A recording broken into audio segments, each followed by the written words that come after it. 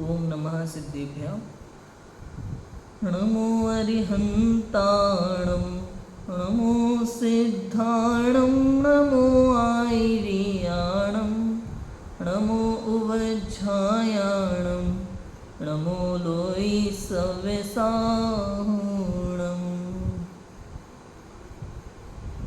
मंगलमय मंगलकरण वीतराग विज्ञान नमो ताहि जाति भय अरहंतादि महान। करि मंगल करि हो महाग्रंथ करन को काज। जाति मिले समाज सब पावी निज पद राज। इस भवतरु का मूल एक जानहु मिथ्या भाव। ताको कर निर्मूल अब करिए मोक्ष उपाय।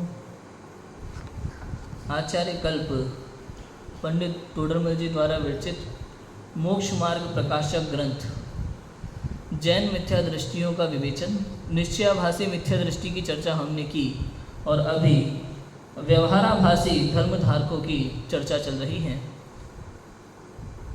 ये जो 7वां अधिकार पंडित तोडरमल जी ने लिखा है, वास्तव में ये टोटल एकांतवादी मिथ्या दृष्टि जीवों के लिए लिखा है। देखा जाए तो जिन्होंने शास्त्रों की कथन पद्धति को नहीं समझा, जो शास्त्र पढ़ना तो सीख गए लेकिन एक पक्ष को सर्वथा ग्रहण करके बैठ गए हैं, वे सभी मिथ्या दृष्टि जीव हैं। जो निश्चय के पक्ष को सर्वथा ग्रहण करके बैठ जाता है कि ऐसा ही है, वो निश्चयाभासी मिथ्या दृष्टि। जो व्यवहार के पक्ष को सर्वथा ग्रहण करके बैठ जाता है कि ऐसा ही है, तो वह व्यवहाराभासी मिथ्या दृष्टि, उस अपेक्षा को नहीं समझता। और जो निश्चय व्यवहार दोनों की अपेक्षा को समझे बिना दोनों को पढ़ के दोनों को वैसा वैसा करने लगता है, उसकी अपेक्षा को नहीं समझता, उसके अभिप्राय को नहीं समझता, कथन के को, वो उभयाभासी मिथ्या दृष्टि जीव।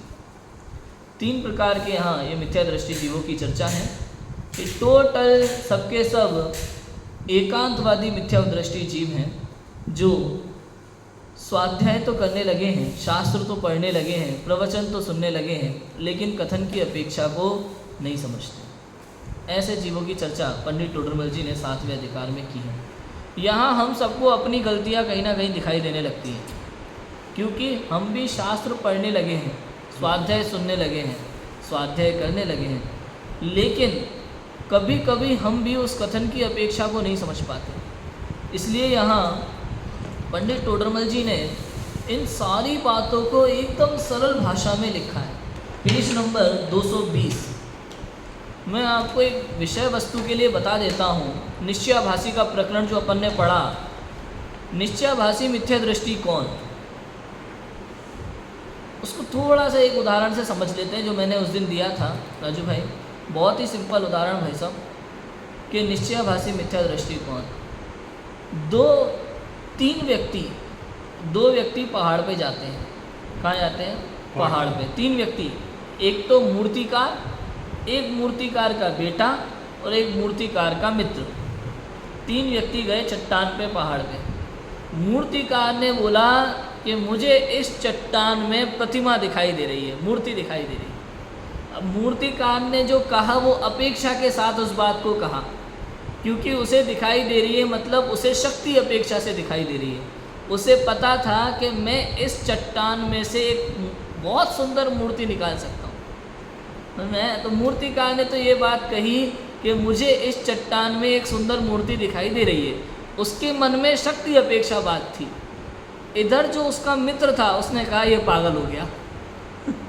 मित्र ने कहा ये मेरा दोस्त पागल हो गया, मूर्ति बनाते बनाते इसको अच्छी खासी चट्टान में मूर्ति दिखाई देने लगी है, समझ में है कि नहीं है? तो वो उसको पागल समझने लगा। एक जो मूर्तिकार का बेटा था, मूर्तिकार के बेटे ने ये ऑब्जर्व किया कि मेरे पिताजी इतने बड़े मूर्तिकार हैं, वो चट्टान को देख करके मूर्ति दिखाई देती है उनको। उसको ये नहीं समझ में आया कि ये शक्ति अपेक्षा से बात। वो चट्टान, उसे ऐसा लगने लगा कि जो मूर्तिकार होता है उसको चट्टान में मूर्ति बनी बनाई दिखाई देती है। बेटे ने तो ये समझ लिया। समझ में आया कि नहीं आया? 3 तरह के लोग हो गए यहाँ पे। ऐसे ही यहाँ पे एक सच्चा स्वाध्यायी जीव है जिसने कहा कि मैं सिद्ध समान हूँ, सिद्ध समान सदा पद मेरो, मैं शुद्ध हूँ, त्रिकाल शुद्ध हूँ। ये बात उन्होंने कही कैसे? त्रिकाल शुद्ध तो हुआ स्वभाव, और सिद्ध समान सदा पद मेरो ये बात है शक्ति अपेक्षा से। समझ में है कि नहीं है? सिद्ध समान सदा पद मेरो किस अपेक्षा से बात थी? ये शक्ति अपेक्षा से। स्वाध्यायी जीव को ये बात पता थी। अब जो प्रवचन सुनने आया बंदा है, कोई भी प्रवचन सुनने जो बैठा हुआ है, उसने कहा ये अपने आप को सिद्ध बता रहे हैं, ये हो गए पागल। समझ में है कि नहीं है? क्या समझेगा वो? ये तो हो गए पागल, ये हो गए निश्चयाभासी, ये निश्चय को मानने वाले, ये निश्चय वाले। क्यों? ये अपने आप को सिद्ध कहते हैं, ये अपने आप को शुद्ध कहते हैं, ये अपने आप को भगवान कहते हैं। उन्होंने बात नहीं समझी कि ये शक्ति अपेक्षा कह रहे हैं। इनको पता है, जैसे मूर्तिकार को पता था कि इसको काटना पड़ेगा, तोड़ना पड़ेगा, तब जाकर के इसमें से सुंदर प्रतिमा निकलेगी। ऐसे ही यहाँ तप करना पड़ेगा, तब जाकर के सिद्ध पद निकल के आएगा। समझ में है कि नहीं आया? अब एक जो स्वाध्यायी व्यक्ति, उसने जो प्रवचन किए, वहाँ बैठा हुआ एक व्यक्ति, उसने उस बात को सुना। एक ने तो मजाक उड़ा दिया, ये पंडित जी अपने आप को सिद्ध बताते हैं अभी से, ये तो हो गया बिल्कुल पक्का मिथ्या दृष्टि जी। एक जो व्यक्ति स्वाध्यायी बैठा था, उसको पंडित जी पे बड़ा भरोसा था, ये बहुत स्वाध्यायी ज्ञानी जीव है, ये जो कहते हैं सही कहते हैं। इनने क्या कहा है? सिद्ध समान सदा पद मेरो, मैं शुद्ध हूँ, मैं केवल ज्ञानी हूँ, मैं परमात्मा हूँ, मैं सिद्ध हूँ। वो मान के बैठ गया, भाई मैं तो सिद्ध हूँ, मैं परमात्मा हूँ, मैं केवल ज्ञानी हूँ, अब मुझे कुछ करना नहीं है। ये हो गया निश्चयाभासी मिथ्या दृष्टि। क्यों? क्योंकि उसने अपनी वर्तमान पर्याय योग्यता को स्वीकार नहीं किया, उसने अपने अंदर की वर्तमान अशुद्धता को नहीं देखा, उसने अपने आप को वर्तमान में पूर्ण शुद्ध मान लिया, पर्याय में भी। समझ में है कि सर्वथा मान लिया। जो कथन द्रव्य की अपेक्षा से था, जो कथन शक्ति की अपेक्षा से था, उस व्यक्ति ने उसको क्या मान लिया? सर्वथा मान लिया, पर्याय में भी वैसा ही मान लिया। इसका नाम है निश्चयाभासी मिथ्या दृष्टि। ये चर्चा है निश्चयाभासी मिथ्या दृष्टि की। केवल सिंपल, बहुत ही सिंपल है, एकदम सरल, कि जिसने निश्चय नहीं के कथन को, एकांत को सर्वथा पकड़ लिया कि वो ऐसा ही है, पूरा सर्वथा ग्रहण कर लिया, वो कौन है? निश्चयाभासी मिथ्या दृष्टि। जो पुरुषार्थ नहीं करना चाहता, मतलब जो ये नहीं मानता कि मेरे अंदर वर्तमान में अशुद्धता भी है, मेरे अंदर अशुद्धता है मतलब पर्याय में। समझ में है कि नहीं है? जो ये नहीं मानता कि मेरे परिणाम में रागादि विकारी भाव हैं, अशुद्धता है, केवल अपने को शुद्ध जानता है कि नहीं मैं तो शुद्ध हूँ, त्रिकाली शुद्ध, ये तो परद्रव्य के निमित्त से हुआ पर भाव है, मेरा भाव नहीं है, ऐसा मान करके बैठ गया कि अब मुझे कुछ नहीं करना। इसका नाम क्या है? मिथ्या दृष्टि, निश्चयाभासी मिथ्या दृष्टि। फिर हमने व्यवहाराभासी की चर्चा शुरू की। व्यवहाराभासी कई प्रकार के, जिन्होंने व्यवहार के एकांत को पकड़ लिया। हमें उपचरित अनुपचरित सद्भूत असद्भूत से कई कथन है शास्त्रों में। भक्ति में कहा ना अभी, भवतरणी, भक्ति में लिखा था अभी, नौका, प्रभु आपके वचन जिनवाणी, आप स्वयं हमारे लिए नौका के समान हो, भव सागर से पार उतारने वाले हो। अब ये मान के बैठ जाएगा भाई अपना कुछ नहीं है, भगवान की जिम्मेदारी है, अपने आप पार लगाएंगे, वो आएंगे, वो नाविक बन के आएंगे हमारे लिए और हमें समुद्र पार कराएंगे, भव सागर पार कराएंगे। भाई साहब ऐसा नहीं है। समझ में आएगी? ये व्यवहार का कथन है, सर्वथा नहीं लेना। और वो सर्वथा पकड़ के बैठ जाएगा कि नहीं हमारा कुछ नहीं है, सब भगवान की कृपा से होता है, भगवान ही पार लगाने वाले हैं, भगवान की इच्छा से ही सब काम हो रहे हैं, भगवान ही करने वाले हैं। और अधिकतर वर्तमान में जैनों में ये बात घर कर चुकी है, सब ऐसा ही मानते हैं। और अगर कह दो कि नहीं भगवान नहीं करने वाले तो तुम निश्चयाभासी हो जाओगे। क्यों? क्योंकि उसे सच्ची बात पता ही, उसे निश्चय व्यवहार का अंतर ही नहीं पता, उसे उसके भेद नहीं पता, उसे कथन पद्धति नहीं पता। इसलिए जब आप सच्ची बात बोलोगे कि नहीं भगवान कुछ करते नहीं है तो लड़ जाएगा आपसे, कैसी बातें कर रहे हो आप, हो ही नहीं सकता। समझ में? ये व्यवहाराभासी मिथ्या दृष्टि। अब शास्त्र पढ़ते पढ़ते, स्वाध्याय करते करते धर्म बुद्धि के धारक हैं, धर्म तो करना चाहते हैं लेकिन धर्म के स्वरूप को नहीं जानते और जानना भी नहीं चाहते। समझ में है कि नहीं है? वर्तमान समाज में ऐसे ही लोग हैं, धर्म तो करना चाहते हैं लेकिन ना तो धर्म का स्वरूप जानते हैं, ना ही जानना चाहते हैं, लेकिन धर्मात्मा कहलाना चाहते हैं। समझ में है कि नहीं है? धर्मात्मा तो कहलाना चाहते हैं, फिर जो कहा गया है, जो सुना गया है, जो दुनिया में चल रहा है धर्म के नाम पर, उसी को धर्म मान करके करने लगते हैं। इनका नाम क्या है? परीक्षा रहित, आज्ञानुसारी, व्यवहाराभासी मिथ्या दृष्टि जी। समझ में है कि नहीं है? एक तो कुल अपेक्षा धर्म धारक कि हम तो जैन कुल में पैदा हो गए तो हम तो पैदा ही जैन, पैदा ही धर्मात्मा हुए। हमारे बाप दादा धर्मात्मा थे तो हम भी धर्मात्मा हैं। भले हम कितने ही पाप करें, कितनी ही कषाय करें, कितने ही गलत काम करें, लेकिन हम तो जैन कुल में पैदा हुए भाई, हम तो ब्राह्मण हुए, तो हमसे बड़ा धर्मात्मा दुनिया में कोई हो ही नहीं सकता। ये है कुल प्रवृत्ति के धारक, धर्म धारक। समझ में है कि नहीं है? व्यवहाराभासी मिथ्या दृष्टि जी।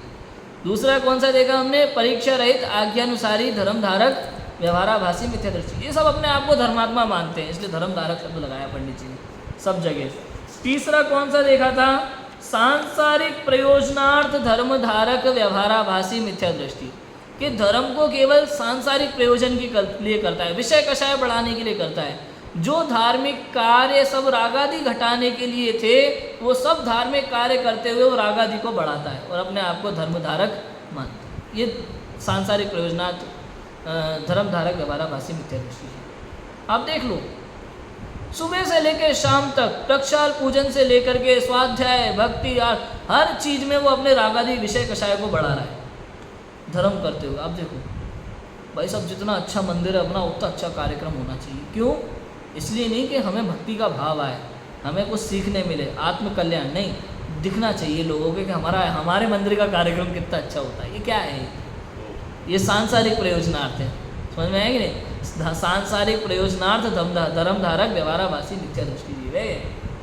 यदि आपको कोई भी धार्मिक क्रिया दुनिया को दिखाने के लिए करनी है तो वो धार्मिक क्रिया नहीं हो सकती, वो राग को बढ़ाने वाली क्रिया है आपकी। क्योंकि कोई भी धार्मिक क्रिया केवल और केवल रागादि घटाने के लिए होती है। यदि किसी भी धार्मिक क्रिया के द्वारा आपके यहाँ रागादि बढ़ते हैं, विषय कषाय बढ़ रहे हैं, तो इसका मतलब वो धार्मिक क्रिया तो नहीं हो सकती। ऐसा है, जितना जितना बढ़ता जाए उतना उतना वो धर्म नहीं, अधर्म है टोटल। देखा ना, अभी अपन ने पढ़ा था, निश्चयाभासी के प्रकरण में पढ़ा था, धर्म नहीं कुधर्म है। कुधर्म के प्रकरण में पढ़ा था, 6वें अधिकार में अपन ने ये बातें। समझ में है कि नहीं है? कोई भी क्रिया ले लेना आप, धार्मिक क्रिया, धार्मिक क्रियाओं के नाम पे मनोरंजन करना, धार्मिक क्रियाओं के नाम पे भीड़ इकट्ठी करना, धार्मिक क्रियाओं के नाम पे मंदिर में पैसा इकट्ठा करना, धार्मिक क्रियाओं के नाम पे अपने मंदिर का अपना नाम ऊंचा करना, हमारे जैन धर्म का नाम ऊंचा रहे, इसके लिए भी यदि कोई भाव है, समझ में है कि नहीं है? इसके लिए भी यदि लौकिक क्रियाओं में विषय कषायों में लगते हैं तो वो भी धर्म नहीं कुधर्म है वास्तव। ऐसा है, क्योंकि धर्म तो वस्तु का स्वभाव है, धर्म तो आत्म कल्याण है। हमारे यहाँ प्रयोजन का बहुत बड़ा महत्व है, प्रयोजन का। यदि आप कोई भी धार्मिक क्रिया आत्म कल्याण के लिए करते हैं तो वो धार्मिक क्रिया है, और यदि आप कोई भी धार्मिक क्रिया केवल संसार के लिए, मान बढ़ाई के लिए, विषय कषाय के पोषण के लिए, धनाधिक के लिए करते हैं तो वो क्या है? सांसारिक प्रयोजनार्थ धर्म धारक व्यवहाराभासी मिथ्या दृष्टि जीव। दूसरे शब्दों में कहें तो वो धर्म नहीं कुधर्म है। ऐसा है, समझ में आया? इतनी बातें हमने की थी। है तो जैनी, है तो धर्म से प्रीति रखने वाला, हाँ, है तो मंद कषाई, फिर वो कहाँ पलट खाता है तो जैनी, है तो मंद कषाय, ये तो कुल प्रवृत्ति से ही उसके अंदर है, लेकिन अनादि से ही इसकी बुद्धि पर द्रव्यों में उलझी हुई है। अनादि से ही इसकी बुद्धि पर की तरफ है, इंद्रिय विषयों की तरफ है, और इंद्रिय विषयों की तरफ बुद्धि होने के कारण वो कषाय इसके अंदर बार बार उबाल मारती है। तो शास्त्र पढ़ते हुए भी उसकी बुद्धि बार बार बाहर भटक रही है। अब देखो, आप देखो ना, शास्त्र पढ़ते पढ़ते भी उसके दिमाग में कहीं ना कहीं लौकिक प्रयोजन घुसा हुआ है। ऐसा एक के नहीं अनेक जीवों के हो सकता है, बहुत सारे। इसलिए कहा, अब इसीलिए फिर पंडित टोडरमल जी 220 नंबर के पेज पे उक्त कहते हैं, अभी जो बात की ना व्यवहाराभासी मिथ्या दृष्टि की, ऐसे व्यवहाराभासी धर्म धारकों की सामान्य प्रवृत्तियां कैसी होती हैं जो आपको दिखाई देती होंगी समाज में, सामान्य प्रवृत्तियां कैसी होती हैं, इसकी चर्चा अपन आज करेंगे। एक पेज में पंडित जी ये चर्चा करते हैं, पढ़ते हैं। देखो, अब इनकी धर्म का साधन कैसे पाया जाता है सो विशेष बतलाते हैं। इनके धर्म का साधन किस तरह का होता है वो बताते हैं कि कितने ही जीव कुल प्रवृत्ति से अथवा देखी देखा लोभादिक के अभिप्राय से धर्म साधते हैं, उनके तो धर्म दृष्टि नहीं है। कितने ही जीव ऐसे हैं संसार में, बहुत सारे अनेकों जीव ऐसे हैं। कुल प्रवृत्ति में जो चला आ रहा है उसी को धर्म मानते हैं। पिताजी भी करते थे, दादा भाई पूजन क्यों करते हैं, हमारे दादाजी करते थे, पिताजी करते थे, माताजी करते थे, हम भी कर रहे हैं, इसमें क्या बड़ी बात है। उसको बाकी पूजन से कोई लेना देना नहीं है। अन्य मतों में भी सेम होता है, हमारे यहाँ भी सेम होता है। अंतर क्या, रागी विरागी की पहचान नहीं की आपने, आपको पूज्य के गुणों का पता नहीं, पूजक के परिणामों का पता नहीं, लेकिन पूजा कर रहे हैं। पूजा विधि का पता नहीं, लेकिन पूजा कर रहे हैं। और यही सोचते हैं कि हम गलत क्या कर रहे हैं। हाँ, हम गलत क्या करें, हम तो अच्छा ही कर रहे हैं, पूजा कर रहे हैं ना, क्योंकि हम तो कोई ऐसा जाके ऐसे कोई रंगरलिया नहीं कर रहे। बिल्कुल। कितने ही जीव कुल प्रवृत्ति से अथवा देखा देखी लोभादि के अभिप्राय से धर्म साधते हैं, उनके तो धर्म दृष्टि लोभादि के अभिप्राय से, अब तो लालच होता है एक तरह का कई जीवों के मन में। ये धर्मात्मा दिखना भी सबसे बड़ा लोभ है। वर्तमान इंडिया, हमारा भारत देश किस लिए जाना जाता है? मैं धर्म के लिए, धर्मात्माओं की नगरी, धर्म की नगरी है भारत नगरी हमारी, भारत देश धर्म का देश। अब इसमें क्या है ना, सभी लोगों को धर्म करना है, लेकिन धर्म समझना नहीं। लोभादि, धर्म का लोभ भी बहुत बड़ा लोभ होता है। कई लोग तो कैसे कैसे लोभ से जाते हैं, आपको बताऊं। किसी लड़की को इम्प्रेस करना हो तो लोग मंदिर जाना शुरू कर देते हैं, आपको हम बताएं, अंदर का प्रयोजन आपको पता नहीं चलेगा। समझ में आया कि नहीं आया? और देखो कैसे कैसे, नहीं मैं बोलता हूँ हाँ। शिविर आदि में क्यों जाते हैं? हाँ। पंचकल्याणक में हाँ, रिश्ता रिश्ता पक्का करने के लिए पंचकल्याणक शिविरों को आज एक गढ़ बना रखा है एक तरह का, वहाँ जाकर के ये काम करेंगे। शिविर कहाँ विशेष वो वीतरागता के मार्ग होते हैं, पंचकल्याणक को सम्यक दर्शन का निमित्त कहा है। आप देखो, ये हमारे जो आध्यात्मिक शिविर है, ये भेद विज्ञान के लिए होते हैं। यहाँ हम रिश्ते जोड़ने चले आते हैं। समझ में आया कि नहीं आया?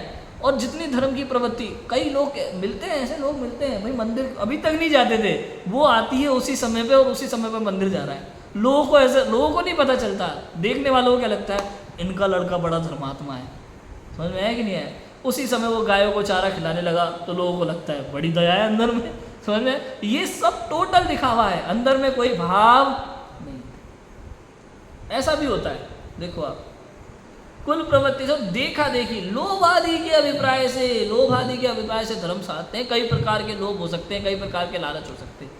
पदों का लालच हो जाता है लोगों को, मंत्री अधिकारी और मंदिर की कमेटी के पदों का लालच हो जाता है। आपको एक बात बता दूं, यदि आप मंदिर के बड़े पद पे हैं ना, जिम्मेदारी पे हैं, और मंदिर में यदि कुछ भी जैनागम के विपरीत क्रियाएं होती हैं तो उसका पाप सबसे ज़्यादा आपको लगता है।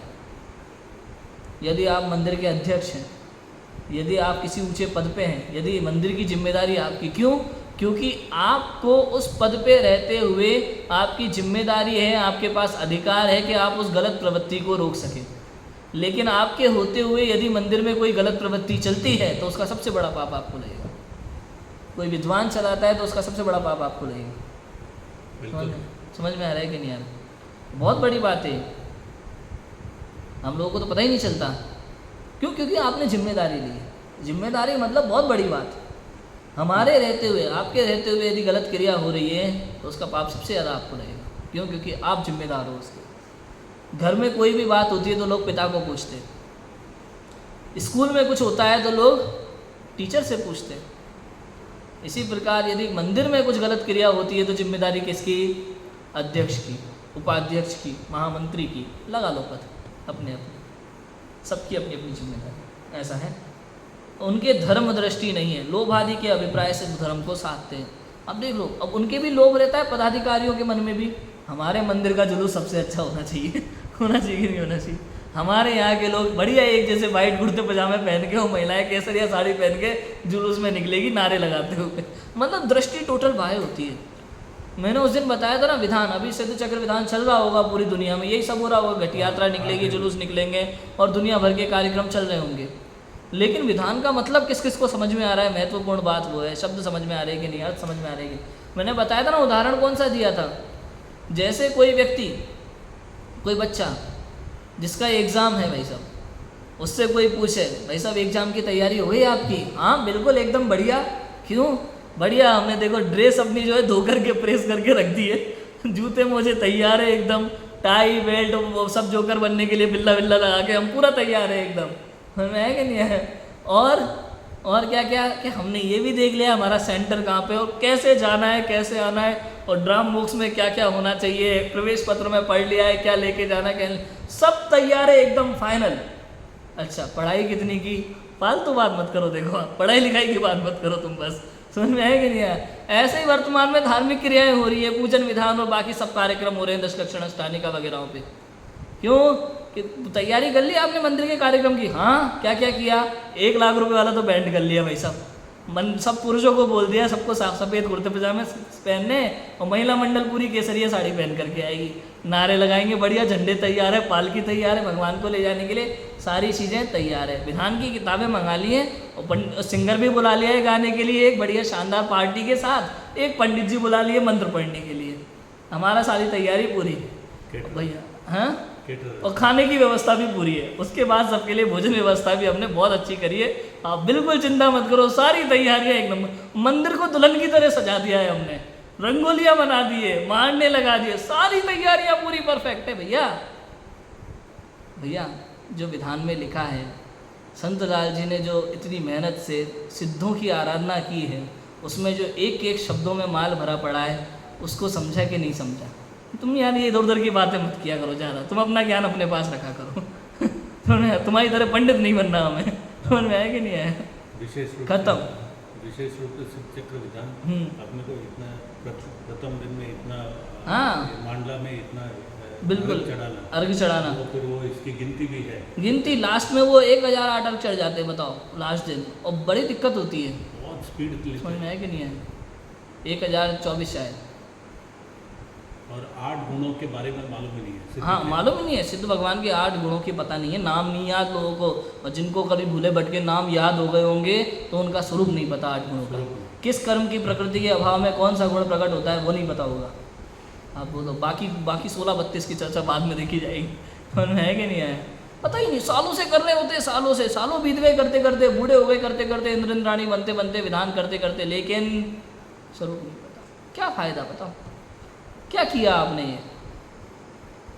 ये भव बेकार चला जाएगा, ये समय जो आपने कीमती निकाला था भक्ति के लिए, आराधना के लिए, सब बेकार चला जाएगा। लोग आदि के अभिप्राय से धर्म करते हैं, करो समझ के करो, तो समझ के करो, समय की तरह समय, ये समय तो है, आप जुलूस मत करो, मतलब कहने का ये, जो अनावश्यक कार्य हैं वो कम करो, आवश्यक कार्य को महत्व दो।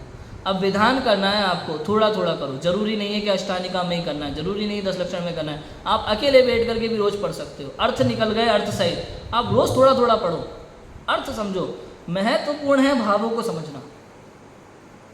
मैं भी कर रहा हूँ इस समय, लेकिन मैं अष्टद्रव्य लेकर के पूरे गाज बाज के साथ विधान नहीं कर रहा हूँ। यहाँ सुबह सिद्ध चक्र विधान की किताब लेकर के बैठता हूँ, पूजन पढ़ता हूँ, और मंत्र जो है ना उसमें गुण, नमः के बाद अर्घ्य, मैं नमः तक बोलता हूँ मन से भाव से, और उसको समझने की कोशिश करता हूँ, उसको याद करने की, उसको ध्यान में रखने की, उसको भाव भाषण करने का प्रयास करता हूँ। उसके बाद अपने टैबलेट में उसका अर्थ पढ़ता हूँ, वहाँ लाइब्रेरी में बैठ करके अपने टैबलेट में, उसमें जो मैंने आज पूजन पढ़ी है, अष्टक पढ़े हैं, जयमाला पढ़ी है, उसका अर्थ पढ़ता हूँ मैं, कल्पना बहन का किया हुआ है ना उसमें से। मुझे ज़रूरी नहीं है मुझे 12 बजे तक बैठ करके विधान करना है, वहाँ नहीं करना, लेकिन मुझे जो महत्वपूर्ण है वो मैं कर लेता हूँ, मुझे जो समझना है मैं समझ लेता हूँ, अपना काम हो जाता है। ये मतलब कहने का अर्थ ये महत्वपूर्ण क्या है, आप मत करो ये दुनिया भर की तैयारी, टाई बेल्ट बना के जोकर बना के भेज देते हैं आजकल प्राइवेट स्कूल में, पढ़ाई वाल तुम बाहर कोचिंग से कर लो, है क्या, ये ज़रूरी है, टाई बेल्ट लगा लो, बिल्ला लगा लो, ये कर लो वो कर लो, हमारे यहाँ से खरीदो, सब चीज़ें हैं, बाहर की चीज़ों पे पूरा ध्यान है, लेकिन महत्वपूर्ण चीज़ पे ध्यान नहीं, है कि नहीं, ऐसा होता है। और देखो अब आप, यदि भक्ति करते हैं तो चित्त तो कहीं है, दृष्टि घूमती रहती है, मुख से पाठ आदि करते हैं, नमस्कार आदि करते हैं, परंतु ये ठीक नहीं है। मैं कौन हूँ, किसकी स्तुति करता हूँ, किस प्रयोजन की अर्थ स्तुति करता हूँ, पाठ में क्या अर्थ है सो कुछ पता, देख लो आप, पूजा कर रहा है, भक्ति कर रहा है, मन में कुछ और चल रहा है, पहले तो यही नहीं पता कि मैं हूँ कौन, समझ में आया कि मैं हूँ कौन, मेरी योग्यता क्या है, मैं क्या कर रहा हूँ, ये सामने जो बैठे हैं ये कौन है, इनकी पूजा मैं क्यों कर रहा हूँ, इनकी भक्ति में क्यों कर रहा हूँ, इनमें ऐसी क्या बात है इनमें जो मैं इनकी भक्ति और पूजा कर रहा हूँ, प्रश्न ही नहीं आते मन में ऐसे। बस पढ़ के चला जाता है। किसी कवि ने पूजन लिखी है, किसी कवि ने अपने भक्ति के भाव लिखे हैं, पढ़ के सुना के चला आता है। अपना क्या है भाई? आपके यदि भाव सच्चे होते ना, तो आपकी खुद की भक्तियों की रचना हो जाती, पूजनों की रचना हो जाती। जैसे युगल जी बाबूजी को पूजन नहीं मिली ना लिखने की, करने के लिए भाव तो थे भाई, ट्रेन में बैठे बैठे पूजन लिखी और ऐसी पूजन लिखी जो विश्व प्रसिद्ध हो गई। उन्होंने केवल रवि किरणों की पूजन सोनगढ़ से कोटा जाते समय बाबूजी ने ट्रेन में लिखी थी पूजन। सोचो आप, उस दिन मैंने जिनवाणी भक्ति लिखी थी बस में बैठे बैठे। मतलब एक म्यूज़िक चल रहा है, मुझे शब्द तो याद नहीं है, ना मुझे गाना याद है ना शब्द याद है, लेकिन म्यूज़िक शौक की वजह से दिमाग में घूम रहा है। तो शिविर में जा रहा था भाई, वहाँ कैसे जिनवाणी पढ़ने मिलेगी, वो सोच सोच के जिनवाणी की भक्ति तैयार हो गई। मतलब एक भाव अंदर में, यदि आपको स्वरूप पता है ना कि जिनवाणी क्या है, मुझे पता है, जिनवाणी पढ़ने से क्या होता है ये मुझे पता है, तो यदि आपको स्वरूप पता है तो भक्ति की रचना हो जाएगी। आप अरिहंत भगवान के सामने खड़े हैं, आपको अरिहंत भगवान का स्वरूप पता है कि वो कौन है क्या है, तो भक्ति तैयार हो जाएगी। समझ में आया कि नहीं आया? ऐसा होता है। कभी भी मैं तो कहता हूँ आप मत पढ़ो, मत लेके बैठो आपको इतना। आप भगवान से अपनी बात कहो, दिल की बात कहो। आपको जिनेंद्र भगवान को देख करके अपने मन में क्या भाव आते हैं वो कहो आप भगवान से। समझ में आया कि नहीं आया? हे प्रभु, मैं आपके जैसा बनना चाहता हूँ। कई अपने दिल की बात, वो जो भरा बड़ा है। आप मोह राग द्वेष से रहित वीतरागी परमात्मा हो। मेरे अंदर ये रागादि विकारी भाव उत्पन्न होते रहते हैं। आपने सारे विकारी परिणामों को जीत लिया है, मैं इन विकारी भावों में फंसा हुआ हूँ। आपने संसार को असार जान करके त्याग दिया था और मैं इस संसार में सुख खोजता फिर रहा हूँ, रच पच रहा हूँ। जो भाव आता है कह दो भगवान से अपने दिल की बात, बिना डरे। मन में है कि नहीं है? आज बोल दो जो बोलना है, मन में आया वो। वीतरागी प्रभु हे तुमको नमन, तेरे जैसा बनूं मैं, मेरा है मन। वीतरागी प्रभु तेरे जैसे ही मोह को त्यागूंगा मैं, तेरे जैसे ही रागादि छोड़ूंगा मैं, तेरे जैसे ही वनों में जाऊंगा मैं, तेरे जैसे ही ध्यान लगाऊंगा मैं। वीतरागी प्रभु हे तुमको नमन, तेरे जैसा बनूं मैं, मेरा है मन।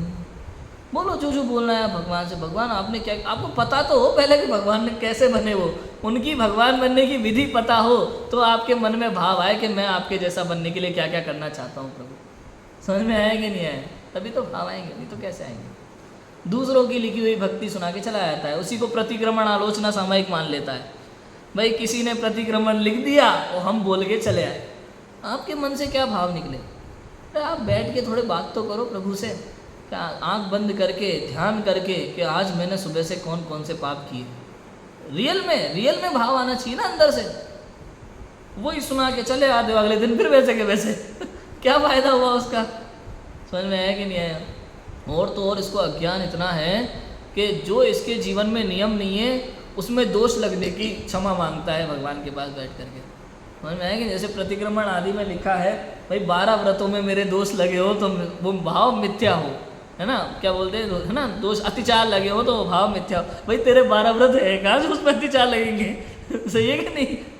लेकिन बोल के आ जाता है, उसे मालूम ही नहीं उसने क्या बोला है, करके आ जाता है। हमें तो बोलने से मतलब है और उसको धर्म समझता है। ऐसा है, कुछ पता नहीं है। देखो कदाचित कुदेवादिक की भी सेवा करने लग जाता है, वहाँ सुदेव गुरु शास्त्रादिक व कुदेव गुरु शास्त्रादिक की विशेष पहचान नहीं। देखो ऐसे कई लोग मिलेंगे रज भाई आपको, यहाँ वीतरागी भगवान के आगे प्रक्षाल पूजन करके जाएंगे और बाहर जा कर के कोई भी बैठे दिख जाए, सेम टू सेम वही भक्ति, मतलब रागी वीतरागी में उनके लिए कोई अंतर है ही नहीं। पापा और चाचा में उनको कोई अंतर दिखाई नहीं देता।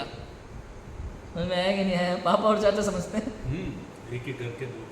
पापा और चाचा में कोई अंतर दिखाई नहीं देता। चाचा कितने ही हो सकते हैं भाई साहब राजू भाई, पापा तो एक ही होते हैं। चाचा आप किसी अनजान व्यक्ति को भी कह सकते हो, पापा तो आप घर के सगे चाचा को भी नहीं कह सकते। अब बात समझ में नहीं? पापा और चाचा में अंतर ऐसा है। वीतरागी तो वीतरागी हैं, भगवान भगवान है, उनके जैसी भक्ति किसी और के लिए नहीं आ सकती। पंच परमेष्ठी ही पूज्य हैं, नवदेवता हमारे पूज्य हैं, वीतरागता ही पूज्य है। रागी द्वेषी के लिए वैसी भक्ति आ सकती नहीं, ऐसा है। अरिहंत पिताजी मेरे, चिन्वाणी मेरी माता। आप दूसरों को भी वैसा ही बोलोगे तो फिर दो दो पिताजी हो जाएंगे, बड़ी समस्या हो जाएगी, समस्या बहुत बड़ी हो जाएगी। ऐसा है, विशेष पहचान ही नहीं है देवसाज गुरु की। पूजा पाठ से मतलब है, धर्मात्मा कहलाने से मतलब है बस। यदि दान देता है तो पात्र अपात्र के विचार रहित, जैसे अपनी प्रशंसा हो वैसे दान देता है। अब देखो दान के लिए देखो आप, इसको पात्र अपात्र का विचार नहीं है, क्या देना उसका विचार नहीं है। ज्ञान दान है, औषध दान है, आहार दान है, अभय दान है, 4 प्रकार के दान हैं। वो भी कब किसको कितनी आवश्यकता है उस हिसाब से दान देना, योग्य पात्र देख करके दान देना। लेकिन आज के समय में पात्र नहीं देखा जाता, नाम देखा जाता है कि हमारा पत्रिका में नाम कितना बड़ा छपता है, उस हिसाब से दान देना है। और तो देखो आप भाई साहब, एक बस लेके जानी है यात्रा पे किसी को, समझ में आया कि नहीं? शिखर जी ले जानी है, गिरनार जी ले जानी है, 50 लोगों को, बस 50 लोगों को यात्रा पे लेकर के जा रहे हैं। समझ में आया? 50 लोगों को यात्रा पे ले जाने के पहले 2 महीने पहले से उसका प्रचार शुरू होगा। 500 तो पत्रिकाएं छपेगी और पूरे देश भर में बढ़ जाएगी कि फलाना व्यक्ति फलाने राज्य के फलाने शहर के 50 लोगों को लेकर के सब में शिखर जा रहा है। अब बताओ, ये 50 पूरी दुनिया के मंदिरों में पत्रिका बना करके भेजने की क्या जरूरत थी? पूरी दुनिया के लोगों को ले जा रहे हो क्या? केवल और केवल दिखाने के लिए कि हम 50 लोगों को यात्रा पे ले जा रहे हैं भाई साहब, नाम के लिए। मतलब ये काम करना 10%, नाम करना 100%, ऐसा है। बहुत बड़ा पाप है इन चीज़ों का भी। और छुपा करके दान देना, छुपा करके मतलब समझे? मतलब कहना कुछ और करना कुछ और। मतलब आप समझो, पूरी दुनिया होता है ना, पॉलिटिशियंस वगैरह में होता है, पूरे समाज के सामने ऐलान कर देंगे हम ये करेंगे वो करेंगे वो करेंगे, आपको करना कुछ है नहीं। आज कह जाएंगे आपके यहाँ बिजली नहीं आती, कल से आ जाएगी। वो धीरे से बगल वाले से कहेंगे सुनो कल बिजली दे देना, परसों काट लेना वापस। समझ में है कि नहीं है? ऐसे ही होते हैं। ऐसे अपने धार्मिक में भी बहुत है दान देने वाले। बड़े बड़े शिविरों में, पंचकर्णकों में और महोत्सव में माइक पे बोलेंगे हम इनको इतना देंगे, हम इनकी मदद करेंगे, हम हॉस्पिटल का खर्चा देंगे, हम पढ़ाई का खर्चा देंगे, हम ऐसा करेंगे वैसा करेंगे। और जब जाओगे ना तो आपके सामने इस तरह की कंडीशन रखी जाएगी, आप हाथ जोड़ लोगे भाई सब रहने दो। समझ में आया कि नहीं आया? पागल हो जाओगे आप। ऐसा है। तो इसलिए कहा दान भी योग्य अयोग्य देख कर, बिना नाम के लिए अपनी प्रशंसा हो वैसे दान देता है। प्रशंसा के लिए दुनिया भर के रिकॉर्ड रखेगा, उसकी पूरी मतलब इतना कर देते हैं भाई साहब कि अपने 10 साल के लाइट के बिल निकाल के लाओ, नल के बिल निकाल के लाओ, आप अपने घर अपने यहाँ शहर में बड़े बड़े लोग जो अधिकारी लोग हैं उनसे साइन करा के लाओ। आदमी लेता ही नहीं है। क्यों? क्योंकि कोई ये नहीं चाहता कि हम अपने समाज में ढिंढोरा पीटें कि हमें अपनी पढ़ाई के लिए, अपने खर्चे के लिए पैसे की ज़रूरत है। कोई नहीं चाहता ऐसे पैसे लेना। सबको अपनी रिस्पेक्ट प्यारी होती है, इज्जत प्यारी होती है। और देने वाला क्या सोचता है, और देने वाले को भी ये बात पता है, तो बिल्कुल जो मर ही रहा होगा वो भी लेने से कतराता है। मेरे पास ऐसे कई उदाहरण हैं जिन्होंने बोला है कि नहीं भैया उनसे नहीं ले सकते। क्यों? वो पूरी दुनिया में ढिंढोरा पीट देंगे और इनसे साइन लाओ, उनसे साइन लाओ, हम उनसे साइन लेने जाएंगे, वो हमें अपनी नज़रों में गिरा देंगे। तो वो लेना ही पसंद नहीं करता, भले मर जाए आदमी। समझ में आया कि नहीं आया? तो ऐसे दान देने वाले कोई दान देने वाले नहीं होते। बात समझ में आ रही कि नहीं आ रही? दान देता है तो पात्र के विचार रहित, जैसे अपनी प्रशंसा हो वैसे दान देता है। दूसरी बात, अब और सोचो, मंदिर में आप दान देते हो तो कहाँ देना कहाँ नहीं देना इसका विचार करो। ऑलरेडी जहाँ पैसे की भरमार पड़ी है वहाँ दिखाने के लिए देता है। और जहाँ ज़रूरत है वहाँ मांगे खुद मंदिर वाले हाथ जोड़ करके कि हमारे मंदिर में हालत इतनी बुरी है, सालों से पेंट नहीं हुआ, दीवारें जर्जरित है, थोड़ा सा करा दो, वहाँ नहीं देता है। क्यों? क्योंकि इस गांव के लोगों में पता किसको चलेगा कि मैंने दान दिया। यहाँ इतनी सभा है, इतना बड़ा मंदिर है, बड़े बड़े लोग हैं, यहाँ दिखाऊंगा तो थोड़ा पता चलेगा लोगों को कि मैंने दिया। ऑलरेडी करोड़ों रुपया भरा पड़ा है, वहाँ दे रहा है। और जहाँ आदमी तरस रहा है जरा सा मंदिर के काम के लिए, जीर्णोद्धार कराने के लिए, वहाँ कोई दान नहीं देना चाहता। समझ में आया कि नहीं आया? मैं तो कहता हूँ आप ज़रूरत के हिसाब से दो। यदि आपको लग रहा है, कई मंदिरों में ऐसा होता है भाई साहब कि चटाई नहीं होती बैठने के लिए, फटी टूटी चटाइयाँ पड़ी होती हैं। अगर आपने देख लिया किसी मंदिर में दर्शन करते करते कि यहाँ चटाई फट रही है, टूट रही है, बाज़ार से जा कर के चटाई बढ़िया खरीद करके ऐसी लकड़ी वाली मंदिर में दान दे दो। भाई ये लो 10 चटाइयाँ हमारी तरफ से, पैसे देने का काम ही खत्म। मंदिर की ज़रूरत की चीज़ ला करके दे दो आप मंदिर में, बहुत ही बढ़िया होता है। आपको लग रहा है शास्त्र रखने के लिए अलमारी नहीं दिख रही है इस मंदिर में कहीं, एक अलमारी ला करके दे दी, अपने हाथ से खरीद करके। ये एक सोच समझ के काम किया, विचार करके किया, आवश्यकता के अनुसार कार्य किया, ये जरूरी है। इस तरह से करना चाहिए सोच समझ के। और मैं और देखो, तब करता है तो भूखा रहकर मेहनतपना हो वह कार्य करता है, परिणामों की पहचान नहीं। देखो व्रत उपवास संयम नियम ये सारी चीज़ें विषय कषाय घटाने के लिए होती है, केवल नाम के लिए करता है और विषय कषाय बढ़ाता है। उपवास मतलब आत्मा के समीप रहना। आज उपवास कर रहा है तो उसके पास समय है, भाई खाना नहीं बनाना अपने लिए, या सोचो घर में किसी के लिए बनाना पड़े तो कोई दिक्कत नहीं है, ऐसी परिवार है, पति है, बच्चे हैं, बनाना भी पड़ता है, तो उनके लिए बनाने के बाद जब फ्री हो जाओ ना, तो अब आपको घर का दूसरा काम नहीं करना। कम से कम जितने दिन आपका उपवास है उस दिन, जब उपवास है उस दिन घर के दूसरे काम, जैसे अपन निकाल लेते ना, कोई काम नहीं है आज तो टीवी देख लो, या अनाज ले लिया तो बीनने बैठ जाए, गेहूँ बीनने, कुछ नहीं तो अलमारी में से कपड़े निकाल के उनको जमाना शुरू कर दिया वापस। तो ऐसे काम आप इन दिनों मत करो। क्यों? क्योंकि व्रत उपवास होता है ना, तो लोगों के पास समय ज़्यादा होता है, तो या तो टीवी देख के निकालेंगे या फिर ये इधर उधर के दूसरे काम निकाल लेंगे। तो करना क्या, ऐसे दिनों में आपको निवृत्ति से जीवन जीना है, स्वाध्याय करना है, तत्व चिंतन करना है, तब तो आपका उपवास है, तब तो आपने समय निकाला अपने लिए। या लेकिन उपवास करने के बाद भी आप सांसारिक कार्यों में ही लगे रहते हैं तो वो उपवास होता नहीं, वो तो लंघन है। लंघन बोलते हैं, लंघन है। ऐसा मेहनतपना रखना चाहता है, भूखा रह करके 10 दिन का करेंगे, 20 दिन का करेंगे, साल भर का करेंगे, इन सब बातों में कोई दम नहीं है।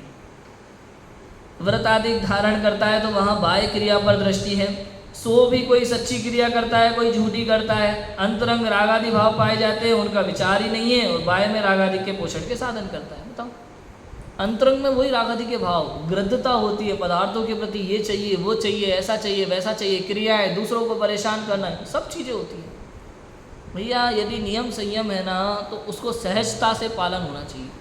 मत करो वरना जरूरी नहीं है, सहज पालन होना चाहिए आपके जीवन में। आपके अंदर अपने हाथ से आपके व्रत को पालने की सहज योग्यता होनी चाहिए कि मैं अपने आप अपना पानी लेके आ सकूं, कुएं का, बोरिंग का, अपने हाथ से खाना बना सकूं। यदि आपके पास बनाने वाला है तो कोई दिक्कत नहीं है उसमें, लेकिन नहीं है तो क्लेशित नहीं होना। मैं ये कह रहा हूँ, आपको कोई बना के देने वाला नहीं है तो ये सोचो नहीं यार मैंने रख तो लिया, ये लो इनको बनाना था, अब आज ये नाटक कर रहे हैं, 1 घंटा लेट कर दिया, मेरे को भूख लग रही है, ये विषय कषाय बढ़ जाते हैं। मुझे तो एक ही टाइम खाना था, उन्होंने ऐसा कर दिया और वैसा कर दिया। और कोई अगर मान लो चौके में अशुद्धि हो गई कहीं से तो विषय कषाय बढ़ जाए, तो ये गलत है। अंतराय ये सब चीज़ें होती हैं व्रत उपवास में भाई साहब। अगर आपने एकासन का भी नियम लिया है, मर्यादा का भोजन करते हैं, शुद्ध कुएं के पानी का से छना हुआ, उस मर्यादा सहित सब कुछ करते हैं, चौके में बैठकर खाना, ये सब कुछ यदि होता है तो एक बाल भी आ गया आपके जीवन में तो अंतराय हो जाता है। बिल्कुल मुनिराजों जैसा होता है वो चौके में आहार करना, एक व्रत उपवास भी है आपके। ये अपन लोग तो अभी व्यवस्था नहीं होती है तो अपन लोग तो एक टाइम नियम ले लेते हैं, 10 लक्षण में तो जैसा बनता है वैसा खा लेते हैं। ये व्रत उपवास नहीं है, ये कोई संयम नियम नहीं है, ये तो ठीक है अपन ने ले लिया।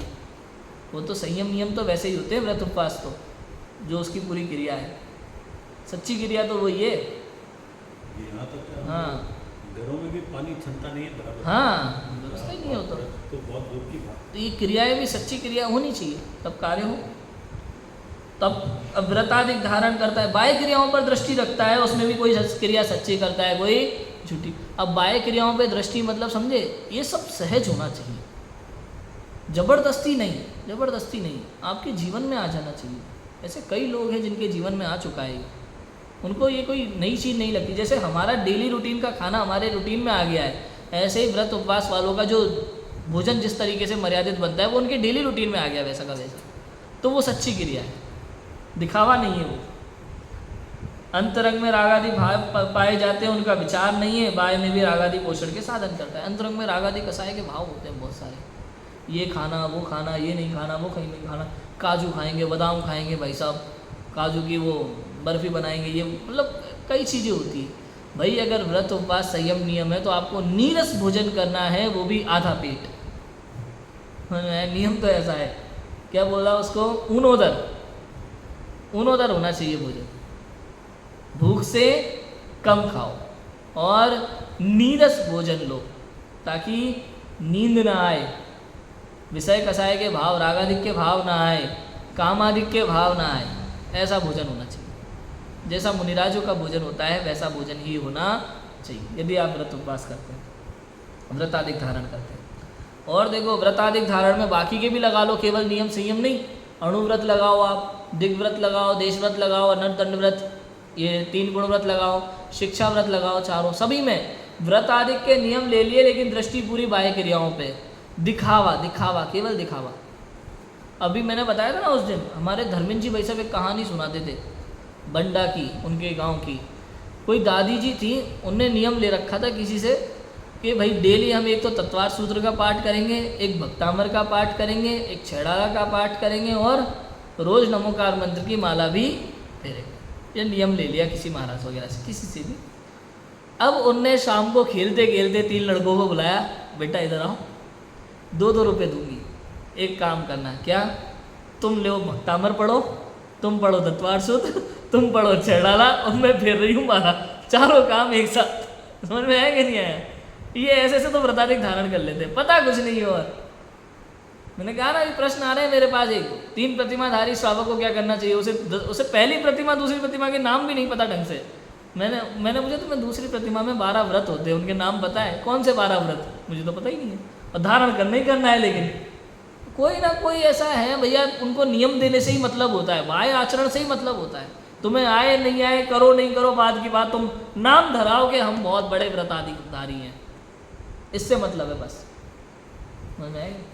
अब बाह्य त्याग की कोई वैल्यू नहीं है, ऐसा कोई वैल्यू नहीं है। त्याग तो ज्ञान में होता है, ज्ञान ही प्रत्याख्यान है, ज्ञान ही प्रत्याख्यान है।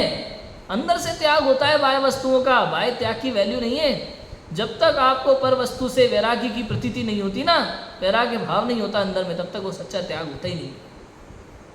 इसलिए कहते हैं बार बार आचार्य, आत्म अनुभव के बिना बाह्य नियम संयम व्रताधिक सब कषाय के बढ़ाने वाले हैं, घटाने वाले नहीं। कर लो कुछ ऐसा है। पूजा प्रभावनादि कार्य करता है तो वहाँ जिस प्रकार लोक में बढ़ाई हो, विषय कषाय का पोषण हो, उस प्रकार कार्य करता है।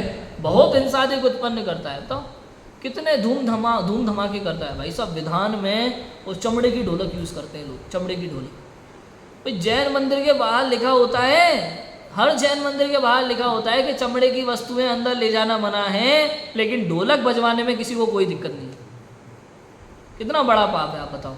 उसी हाथ से जिनवाड़ी छू लेते हैं कई लोग, वो ढोलक के हाथ को मुंह में भी रख लेते हैं, उससे खाने की वस्तुएं छू लेते हैं।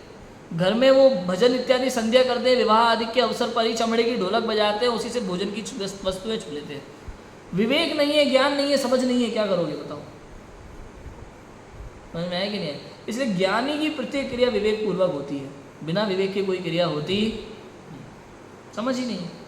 महाहिंसादि कार्य करता है, मंदिर के निमित्त से भी, पूजा पाठ के निमित्त से, धार्मिक उत्सवों के निमित्त से हिंसादि कार्य करता है। झालरें लटका देगा दुनिया भर की, लाइटें जलाएगा दुनिया भर की, पैसा बर्बाद करेगा, इतनी जीवों की हिंसा होती है। कितना पावर लाइट करते हैं। बहुत विचारने की बात है, बहुत विचारने की बात है, लेकिन नहीं करते, क्या करें। ये कार्य तो अपने तथा अन्य जीवों के परिणाम सुधारने के अर्थ कहे हैं। कहाँ वहाँ किंचित हिंसादिक भी उत्पन्न होते हैं, परंतु जिसमें थोड़ा अपराध हो और गुण अधिक हो वो कार्य करना कहाँ है। सो परिणामी की तो पहचान नहीं है, वहाँ अपराध कितना लगता है, गुण कितना होता है, नफ़ा टोटे का ज्ञान नहीं है, विधि अवधि का ज्ञान नहीं है।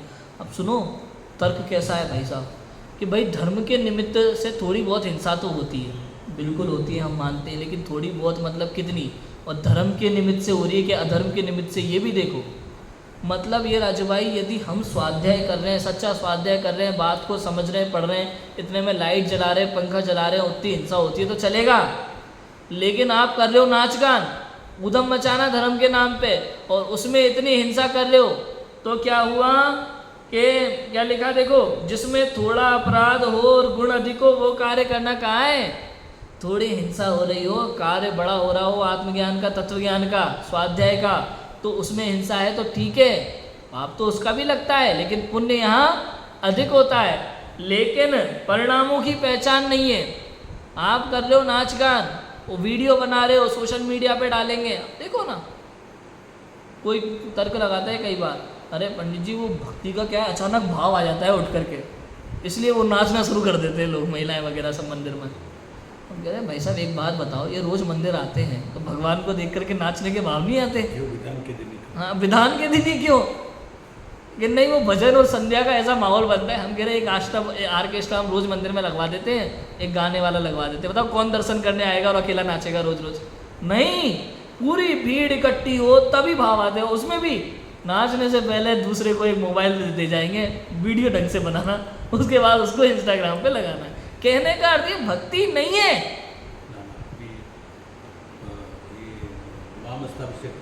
हाँ जो बोल रहे ना, अभी राजू भाई को मैं ऊपर जा रहा हूँ, हाँ वीडियो बना रहा, मैं कलश कर रहा हूँ। हाँ बस वही मतलब कहने का अर्थ ये भाव नहीं है, दिखाना दिखाना दिखाना। इसका मतलब ये हुआ कि परिणामों की पहचान नहीं है। समझ में आया?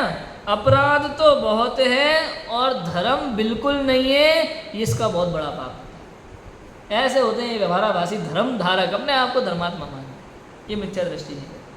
अब देखो और क्या लिखा, शास्त्राभ्यास करता है तो वहाँ पद्धति रूप प्रवर्तता है। यदि बांसता है तो औरों को सुना देता है, यदि पढ़ता है तो आप पढ़ जाता है, सुनता है तो जो कहते हैं वो सुन लेता है, परंतु शास्त्राभ्यास का प्रयोजन है उसे आप अंतरंग में नहीं अवधारण करता, इत्यादि धर्म कार्यों के मर्म को नहीं पहचानता। शास्त्र स्वाध्याय भी करता है तो आत्म कल्याण के प्रयोजन से नहीं करता, बाकी सारे प्रयोजन से करेगा। दुनिया को दिखाने के लिए करेगा, अपना ज्ञान बढ़ाने के लिए करेगा। कौन सा ज्ञान? क्षयोपशम, क्षयोपशम के लिए करेगा। और क्षयोपशम ज्ञान पे गर्व धारण करता है, अभिमान करता है अपने क्षयोपशम ज्ञान पे। कंठपाठ, मैंने कहा ना कितने ही जीव ऐसे हैं जिनको समय सार आत्मज्ञाति कंठपाठ है, लेकिन भाव भाषण नहीं है, उसका भाव नहीं है, समझ में नहीं आता, अर्थ नहीं पता, अर्थ नहीं निकाल पाते, लेकिन रटे पड़े हैं। बहुत सारे लोग, छैडाला रटी पड़ी है, भक्तांबर रटे पड़े, लेकिन उसका अर्थ नहीं पता। ऐसा है। शास्त्राभ्यास करता है, पढ़ता है, सुनता है, सुनाता है, सब करता है, लेकिन आत्म कल्याण के प्रयोजन से नहीं करता। कोई दैनिक क्रिया समझ के कर लेता है, कोई दिखावे के लिए कर लेता है कि हम भी बैठेंगे स्वाध्याय में तो लगेगा लोगों को हम भी थोड़े स्वाध्यायी जीव हैं, सुने, लेकिन अंदर में वो आत्म कल्याण का प्रयोजन है कि नहीं है। देखो भावना क्या है, मोक्ष मार्ग की भावना है कि नहीं, सच्चे स्वरूप को जानने की भावना है कि नहीं, सच्चे सुख को प्राप्त करने की भावना है कि नहीं, अंदर में सत्य की खोज की भावना है कि नहीं। उस अपेक्षा से शास्त्र स्वाध्याय होना चाहिए, उस भावना से शास्त्र स्वाध्याय होना चाहिए। लेकिन नहीं, दिखावे के लिए करते हैं, नाम के लिए करते हैं, या सांसारिक प्रयोजन के लिए करते हैं, आत्म कल्याण के लिए नहीं करते। ऐसा होता है। कितने तो जिस प्रकार कुल में बड़े प्रवर्ते हैं उसी प्रकार हमें भी करना है, अथवा दूसरे करते हैं वैसा हमें भी करना, व ऐसा करने से हमारे लोभाधिक की सिद्धि होगी, इत्यादि विचार सहित अभूतार्थ धर्म को साधते हैं। अभूतार्थ समझे? अभूतार्थ माने झूठा नहीं, अभूतार्थ माने संयोग। व्यवहारिक धर्म माने पूजन आदि से मोक्ष होता है, भक्ति करने से मोक्ष होता है, ऐसा मान करके व्यवहार के कथन को सच्चा मान करके बड़े करते हैं तो हम भी करेंगे, इस प्रकार से प्रवर्तते हैं। लोभाधिक की शुद्धि होगी माने स्वर्ग और मोक्ष की सिद्धि और सांसारिक प्रयोजन की सिद्धि। क्यों?